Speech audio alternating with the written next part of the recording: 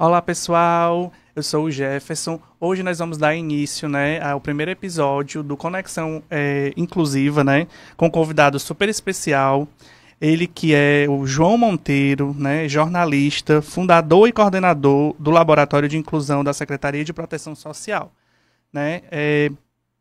A gente vai começar com a primeira pergunta norteadora, né, para ele, para a gente poder dar início ao nosso bate-papo aqui. A gente quer fazer de uma forma bem descontraída, né, em forma mesmo de conversa. É, João, primeiramente, muito obrigado por você aceitar o nosso convite de participar, né, do nosso podcast. É uma honra para a gente receber você É um aqui, prazer né? estar aqui. Muito obrigado mesmo. E aí, João, eu queria saber, assim, o que é o Laboratório de Inclusão, né, para as pessoas entenderem mesmo de fato o que seria. Certo. É, o Laboratório de Inclusão ele foi criado há 34 anos, né? Uma longa história. E ele começou com a ideia de uma inclusão social ampla, de uma diversidade humana também ampla. E ele é um centro de estudos e pesquisa, né, de empregabilidade de pessoas com deficiência e vulnerabilidade social. Nós temos 3 cotas, na verdade, utilizadas. Pessoas com deficiência, negros, LGBT e a vulnerabilidade mais ampla. Na verdade, são 4 cotas que a gente utiliza nesses 34 anos.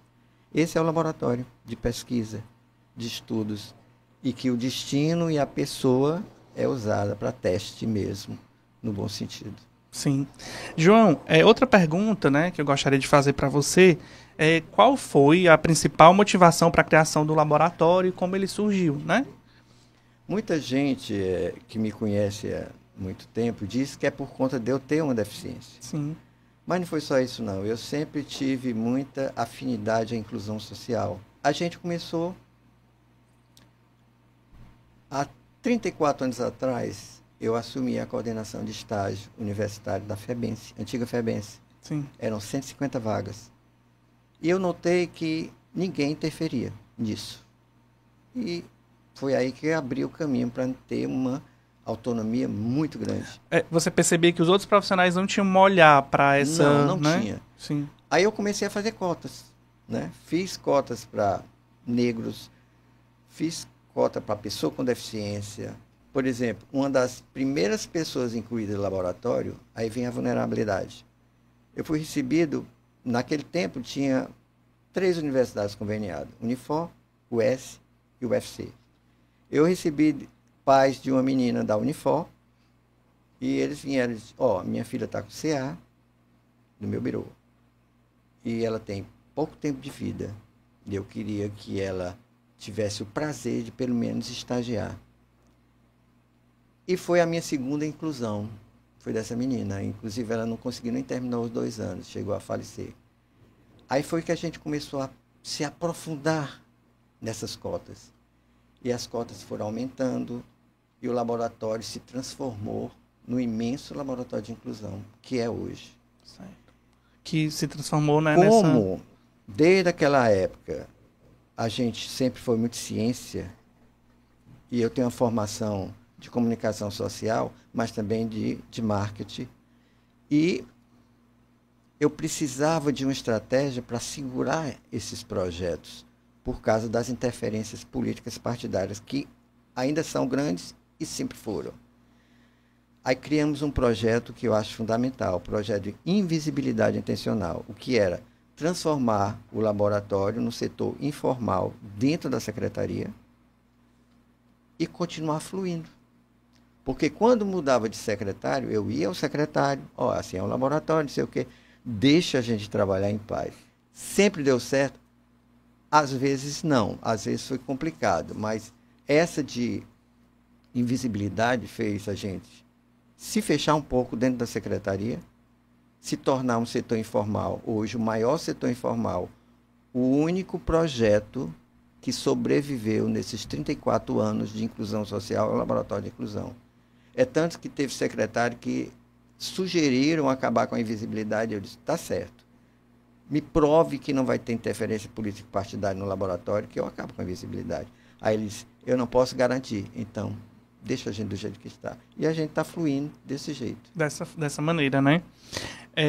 João, atualmente, né, quantas pessoas com deficiência o laboratório já incluiu, né? E quais os principais projetos que você pode mencionar aqui para a gente?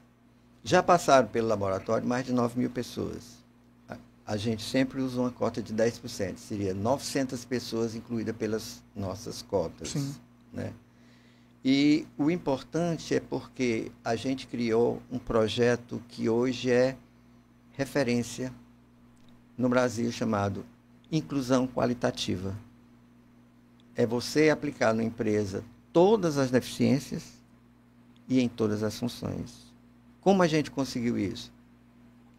Notamos que a secretaria não cumpria a cota das terceirizações. Então, o laboratório processou a secretaria, ganhamos e tornamos a cota obrigatória dentro da secretaria. Na época, o secretário ofereceu, eu acho que 45 salários mínimos. Foi aí que o laboratório disse, não, queremos todas as funções da secretaria em todas as deficiências. E ele foi obrigado a aceitar, porque a multa diária, na época, era R$27 mil por dia, era alta. Sim. Isso na época. Era muito alta. Então, a gente começou a fazer essas inclusões. Então, na época, a gente abriu essas vagas, colocamos jornalistas com deficiência, arquitetas, assistentes sociais. Aliás, a arquiteta a gente foi buscar em Recife. A gente descobriu que tinha uma arquiteta surda em Recife, trouxe para cá. Eu sei que foi um sucesso a inclusão qualitativa e hoje é referência no laboratório de inclusão. Nós incluímos todas as deficiências em todas as funções da secretaria. E hoje, a gente já chegou a ter na secretaria 103 pessoas com deficiência, entre estágio universitário, terceirizados e do antigo primeiro passo, né? Que hoje ainda tem, né, o primeiro passo. Ainda existe esse projeto. A secretaria diminuiu por conta, perdemos as unidades em conflito com a lei, e hoje a gente está com um número de 29 terceirizados com deficiência dentro da secretaria. Mas é a inclusão qualitativa o maior projeto do laboratório até hoje. Certo. João, assim, na sua fala, né, a gente percebe que é muita luta, né? Sempre muita luta para conseguir, né, que as pessoas tenham acesso, né, à questão da empregabilidade. E aí eu queria saber, assim, de você, se o preconceito contra as pessoas com deficiência aumentou ou diminuiu no Brasil. Queria que você falasse um pouco sobre isso. Eu vou ser bem sincero, aumentou assustadoramente. E como diminuiu a quantidade de pessoas com deficiência que procuram o laboratório pela empregabilidade. O laboratório considera 2 motivos: a pandemia, né, que foi terrível, e 4 anos de um governo de extrema-direita. Isso aí foi fundamental. Nós perdemos muito. Na verdade, a gente está recuperando todas as nossas conquistas. A gente está recuperando agora, né, nesses tempos agora. Mas eu creio que uma das coisas, o preconceito contra pessoas com deficiência, como racismo e homofobia, é estrutural. Fica mais difícil de combater, porque ele está culturalmente dentro das relações. Aumentou tanto que, se você disse, eu tive que ser muito duro nesses 34 anos para o laboratório estar em pé. Porque eu tive que ter brigas grandes lá dentro da secretaria e fora, e eu tive que segurar, eu tive que processar diretores, coordenadores, certo? E muita gente perdeu cargo por conta disso, e eu tinha que segurar. Hoje eu estou até mais light, eu digo às meninas, né?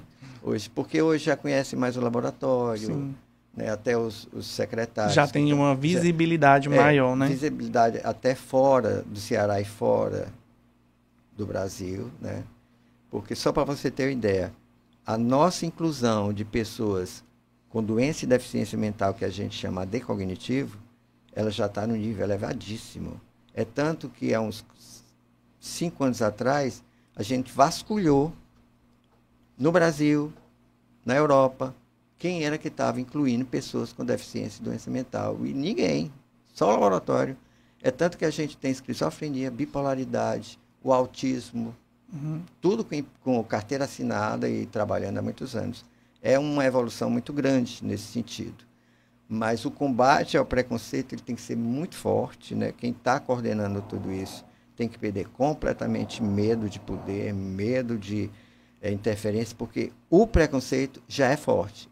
E se você enfraquecer, ele engole. Então, eu, no laboratório, eu passo a equipe e passo as pessoas que me cercam na secretaria, que qualquer pessoa que tente algum preconceito contra o laboratório dentro da secretaria ou fora, a gente entra com o processo. Pois, pessoal, a gente vai encerrar agora o nosso podcast, né? Vou agradecer mais uma vez ao João pela presença, né? Foi um prazer. Pode contar com a gente sempre que puder. Muito obrigado. Muito importante trazer, né, essas questões para a vida acadêmica, né? É muito importante para nós como estudantes. Pessoal, a gente agradece muito a audiência de vocês, né? Um beijão e até o próximo episódio.